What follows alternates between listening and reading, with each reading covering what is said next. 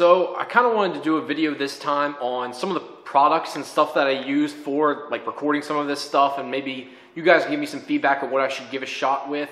Right now I'm using my Nikon camera with a takata, or what the heck is it called? Let's check.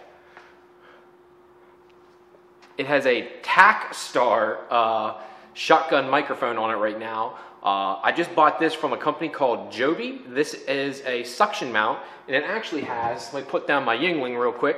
It has a nice little quick system on it. If you guys can see this here, that's how it releases. It's super simple. Like the GoPro version of it, which I'll show you here in a minute, is overly complicated for some reason. And in tight spots, it's a pain to get to it. Like right now, see how it has this bend in it? That's usually where the suction press down point is, and it's just hard to get to, especially on the front windshield. With this, it's just twist and go. Pretty awesome little thing.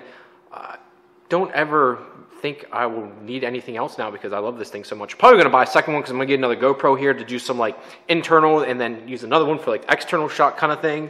But yeah, I thought this was pretty fucking neat. I think I got this for like 16 bucks off Amazon.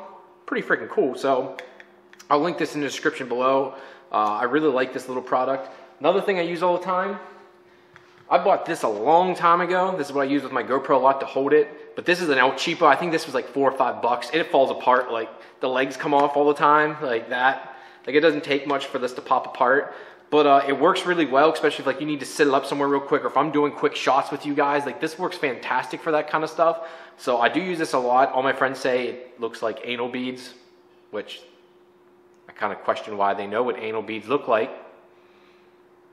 Yeah, so anyways, I use this a lot and it works fantastic. I recommend getting the Joby version of this, as this is really cheap and crappy. The Joby version of this is like 20, 25 bucks. So yes, it does cost more, but it actually works. Like this is meant to like wrap around a pole or something, like get like cool shots. If I try to do it with this, the leg just pops off. So pretty much it makes a great stand, a quick stand for me, but besides that, it's pretty much pointless. But it works for what I need it for. Now here is the GoPro suction mount and an extended arm I got off of Amazon also. If you can't tell, I use Amazon a lot because, well, Amazon Prime, bro. I mean, Amazon Prime is also, I get all my stuff within like a day. How cool is that? So yeah, I got all of this, and this little suction mount here, it just, see how it has this little, right now it's at an angle. See how it has this little press point on top? It's a pain. I know it seems really stupid, and then you gotta press this down too. The other one's just twisting off. Also, this is a pain to get off at times because of this plastic piece on top, where that, as soon as you unlock it, it pops right off. Like, it's pretty awesome, right? So yeah, this is a little extender neck too. I forget, this was only a couple bucks. This is El Cheapo, but it has too much play in it. So when I was doing the in-car videos, which is every one you guys seen so far, it was causing vibration noise and causing the speaker to give like some really weird feedback. So I'm now going to use the Joby. I've tested it out already and it got rid of all that feedback. So I'm going to start using that now. Yeah, I'm probably going to just keep this around. You never know when you might need it. You just start collecting, especially camera stuff. This is all new for me. I just started doing this within the last 6-7 months. I started this whole YouTube thing. So this is definitely different for me. I'm literally learning as I go here. I had never had any interest in any type of photography or videography. None of it ever really interested me, but the older I get and the more in depth I get into this whole YouTube thing, it's pretty neat how in depth you can really get. So yeah, we'll hold on to this for now. Now this is one of the first things I actually bought. This here has a little tripod at the bottom so you can stand it up, but it can have 2 mounts. It has one right now I have on it. It's for your phone. It just pulls out and fits your phone directly on it, and it swivels too. It's on a ball mount so you can put it whatever direction you want and then snap it into place. And it also extends. Selfie stick, bruh, because everybody needs a selfie stick. So it works actually really well, and this bottom piece spins off. So you can just have it as truly as a selfie stick, or if you're going snowboarding or stuff like that. So that's why I bought it, because I'm a big snowboarder too, and I was like, great, I can use this for snowboarding, and I can have a little tripod set up for, well, when I do like live feeds and stuff. Like it's nice to set this up when me and my friends are drunk, which is a lot. And I do like Facebook live feeds, and I'll set this up, put my phone on it, and yeah, just let it go. So this is a pretty neat little thing too. It's called a Smart Tree. If you guys can see that there. It's called a Smart Tree, and I think this was 20 bucks or so. And it's actually really nice aluminum construction. This isn't cheap material. It doesn't feel cheap at all, and it's worked really well for me. So I just want to give you guys a little like insight and feedback of what I use to do all the super videos. Maybe you don't care, but I just want to give you guys some information of what I use. Now on to the important things. Beer, because America. And someone said because I drink Yingling Light, Who cares? I drink Yingling, I drink Yingling Light, I like Blue Moon, I like Keystone, I like Bud Light. I just like beer, bro. Whatever I have in the fridge and it's cold, I'm drinking it.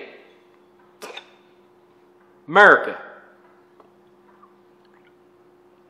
All right, back to topic here. So that's all my camera equipment. So let's get back to the Supra here. Most of the problems are fixed, except for the oil pan. I told you in the last video, I'm going to be going to Cruise Week. After I get back from Cruise Week, which is around, that'll be, I think, May 20th or is it 21st? I can't remember. That's that Sunday. I'll get back that following weekend. I'm going to yank the motor. I'm going to have a couple friends come down. I'm going to make sure I have every part I need. So I'm going to get a couple tubes of FIPG.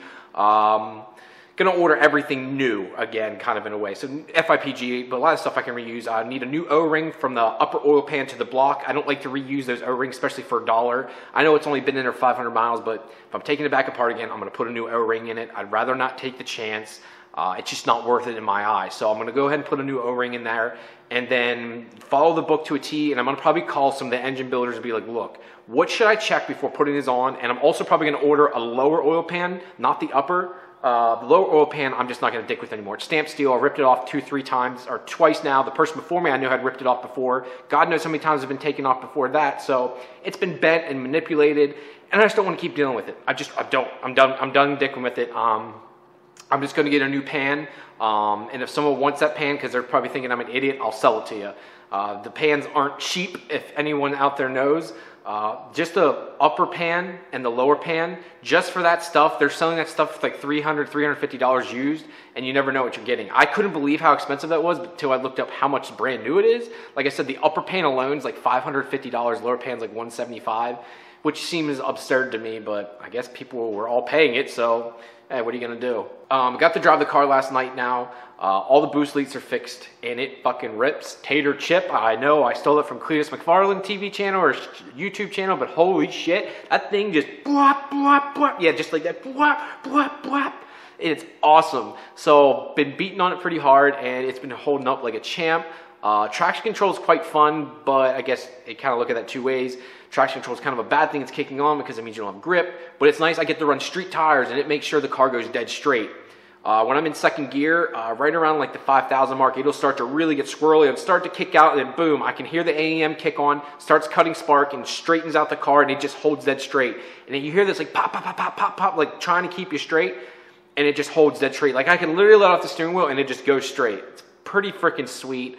It's a really neat feature that all these companies started doing. I remember when Pro EFI started all that, and I thought it was really neat, and now Motec, AM Infinity, all of them have it. Kind of the only thing I don't have is I kind of wish I would have done is rolling anti-lag. I guess I can always set the button up and I'll pay the tuner or whatever to throw that on real quick. I'm not sure how hard that is, but excuse me, Merc. Back on topic here. Yeah, rolling anti-lag is the only thing I didn't do. I wanted it to work via the windshield wiper squirter button, but for some reason I guess that can't work that way, so I'm just going to have to toggle the switch on the dash, which is fine. I have those 3 random button holes there, so the one's used for the traction control switch, and the other one I guess I'm going to use for anti-lag. I guess that's what I'll do, so we'll go from there and figure it out. Kind of want more feedback, guys. What do you want to see me do next here? I know I got a couple videos coming up you're going to like. I'll go ahead and give some details here since these people actually are watching for a change. Does that make any sense? I don't know. I don't even know if that makes sense, but whatever. I'm going to do a video right along with my mom and scare the ever-living heck out of her. I did one a long time ago, which you look at the comments are hilarious because everyone makes fun of me because I go like this to the gear shifter. I think it's funny as shit. It doesn't bother me at all, but I think it's funny. I took my wife for the ride last night for the first time. I really got the romp on it. She was yelling and screaming and pissed off at me, boy. Oh, Lord, was I in the doghouse, boy. She was pissed off, but that fucking car was ripping, and I had it up to like 120, 130 in Mexico, of course. And, dude, she was just scared shitless. But it was pitch black out. The GoPro doesn't do well in the dark, so I was like, none of the footage was any good. So I'm going to do it another time. It sucks because it's not going to be as...